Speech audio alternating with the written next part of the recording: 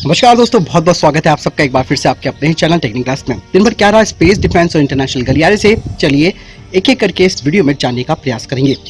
दोस्तों यहाँ पे अगर सबसे पहली खबर की बात करते हैं तो वो पूर्वी लद्दाख को लेकर आ रही है। पूर्वी लद्दाख में भारत चीन सीमा पर पिछले कुछ समय से चल रही तनातनी के बीच दोनों सेनाओं के बीच जो आपसी सहमति बनी थी, अब दोनों सेनाएं पीछे हटना शुरू हो गई हैं और ये प्रक्रिया कुछ दिनों में पूरी हो जाएगी। भारतीय सेना के सूत्रों के मुताबिक इसके लिए चीन की सेना ने कल यहाँ से अपने बनाए गए ढांचों को ध्वस्त करना शुरू कर दिया है। सूत्रों के मुताबिक दोनों पक्ष विवाद वाली जगह से 1.5 किलोमीटर पीछे जाएंगे। दोनों सेनाओं के पीछे हटने की प्रक्रिया होने के बाद आगे बातचीत की जाएगी। हालांकि अभी ये कहना मुश्किल है कि चीनी सेना कितना पीछे हटी है। इसका सटीक तौर पर पता वेरिफिकेशन की प्रक्रिया के बाद पता चल पाएगा। सूत्रों का ये कहना है कि चीन की ओर से सैनिकों को कम करने की प्रक्रिया पर भारत पूरी नजर रखेगा। दरअसल सूत्र ये भी बताते हैं कि पैंगोंग और फिंगर क्षेत्र में चीनी सेना के पीछे हटने की अभी कोई जानकारी नहीं मिली है। यहाँ फिंगर 4 से फिंगर 8 तक चीनी सेना ने बड़े स्तर पर जमावड़ा कर रखा है। एलएसी पर जमावड़ा कम करने के लिए दोनों सेनाओं के बीच कोर कमांडर स्तर की 30 जून को लंबी बातचीत हुई थी। दोस्तों अभी ये कहना मुश्किल है कि चीन कितना पीछे हटा है, ये अभी आधिकारिक जानकारी हमारे पास नहीं आई है, लेकिन भारतीय सेना की नजर वहाँ पर बराबर बनी हुई है और भारत किसी भी तरीके की कोई कोताही यहाँ पर नहीं बरतेगा, क्योंकि एलएसी पर सभी मोर्चों से चीन पीछे नहीं हटा है। यानी कि अभी भी डेप्सांग और पैंगोंग में विवाद बना हुआ है और चीन की सेना और उनके बंकर्स और साथ ही उनका जो टेंट है वो वहां पर अभी भी बने हुए हैं। जब तक ये बात सुलझ नहीं जाती तब तक भारतीय सेना वहां से वापस नहीं जा सकती है।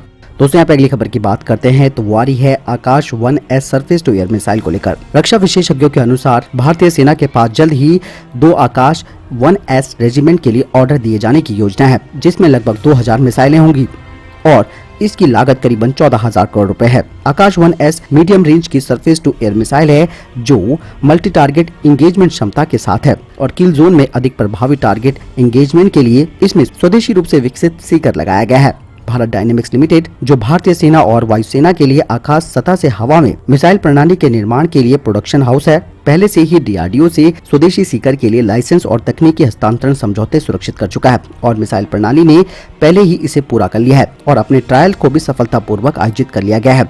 आपको बता दें कि बीडीएल के पास हर महीने 100 आकाश मिसाइल की उत्पादन क्षमता है, वो भी सीकर के साथ ही आकाश 1S में वियतनाम ने विशेष रुचि दिखाई है, जो भारत के साथ अपने देश के निर्यात और स्थानीय विनिर्माण के लिए बातचीत कर रहा है। आकाश 1S दुश्मन के लड़ाकू जेट और ड्रोन को प्रभावी ढंग से सटीक तरीके से मार गिराने में सक्षम है। आकाश की सतह से हवा में मार करने वाली मिसाइलों को दुश्मन के विमानों और मिसाइलों को 18 से 30 किलोमीटर की दूरी में भेजने के लिए डिजाइन किया गया था। आकाश 1S प्रणाली को उनकी आवश्यकताओं के आधार पर भारतीय सेना के लिए डिजाइन और विकसित किया गया है और ये विंटेज सोवियत युग की SA-6 सतह से हवा में मार करने वाली मिसाइल प्रणाली की जगह लेगा। भारतीय सेना पहले से ही 2 आकाश MK1 रेजिमेंट्स का संचालन करती है, जो कि हाल ही में भारतीय सेना ने PLA ट्रूप्स के खिलाफ लद्दाख में डिप्लॉय की थी। दोस्तों अगली खबर BRO को लेकर आ रही है। आपको बता दें कि सीमा सड़क संगठन यानी कि BRO ने लेह के पास 3 पुलों का निर्माण किया है। इससे LAC तक अब सेना के टैंक आसानी से पहुंच जाएंगे। चीन से विवाद के बीच BRO ने महज 3 महीने के अंदर पुलों का निर्माण करना शुरू कर दिया। ये तीनों पुल सामरिक लिहाज से भारत के लिए अहम माने जा रहे हैं। पुराने पुल की जगह नए मजबूत पुल बनाए जा रहे हैं, जिससे सेना के भारी भरकम ट्रक और टैंक आसानी से गुजर पाएंगे। पहले यहाँ नदी के ऊपर लोहे का पतला ब्रिज था। ये इतना पतला था कि इसके ऊपर से टैंक नहीं गुजर सकते थे और न ही तोपें, मगर 3 महीने के भीतर BRO ने ये पुल बना दिया है। चीन के यहाँ भी पसीने छूटते हुए नजर आ रहे हैं। चीन को डर सताने लगा है कि अब इस इलाके में भारत उसकी हर नाफरमानी का जवाब पलक झपकते दे देगा। भारत इन पुलों के जरिए आसानी से हथियार, तोप, टैंक, सैनिकों को जल्द से जल्द लॉजिस्टिक सामान पहुंचा पाएगा।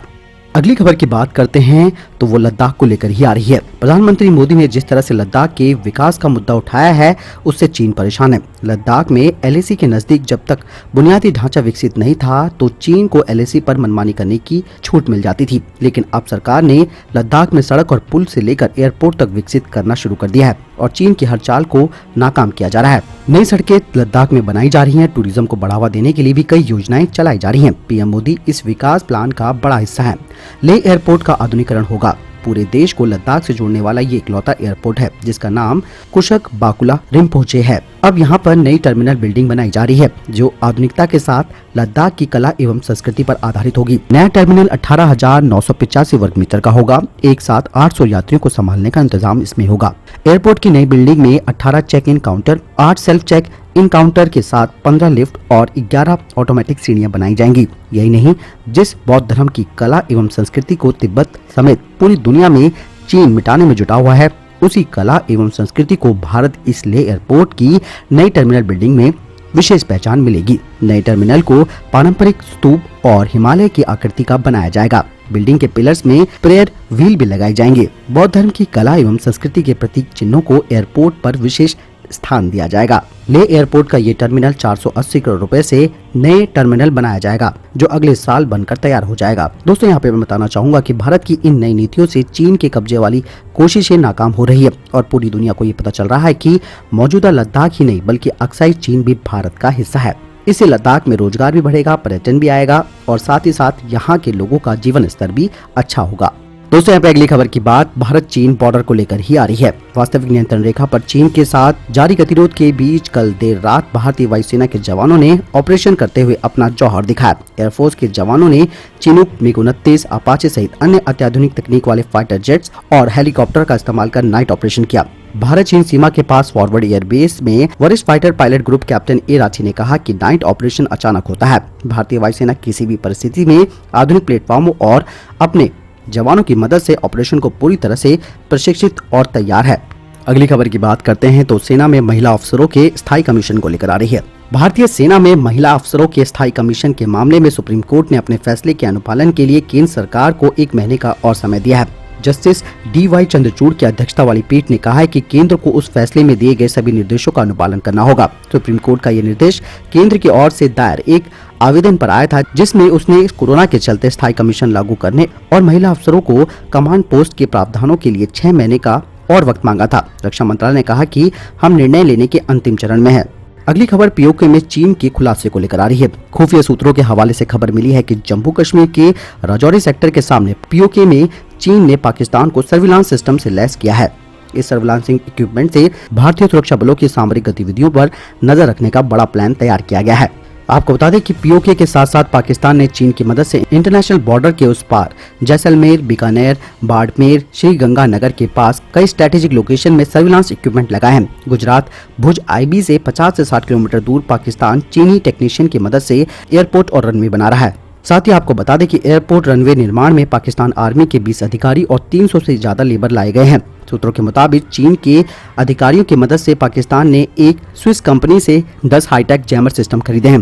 पाकिस्तान कॉनवाई जैमिंग सिस्टम का इस्तेमाल बॉर्डर एरिया में करने की तैयारी में है। पाकिस्तान ने भारी संख्या में हाई एल्टीट्यूड ड्रेस भी खरीदे हैं। पाकिस्तान आर्मी इस तरीके के हाई एल्टीट्यूड क्लोथ्स चीनी कंपनी से खरीदकर आतंकियों में बांटता है, जिसका इस्तेमाल आतंकी बर्फीले रास्ते से घुसपैठ करने के लिए करते हैं।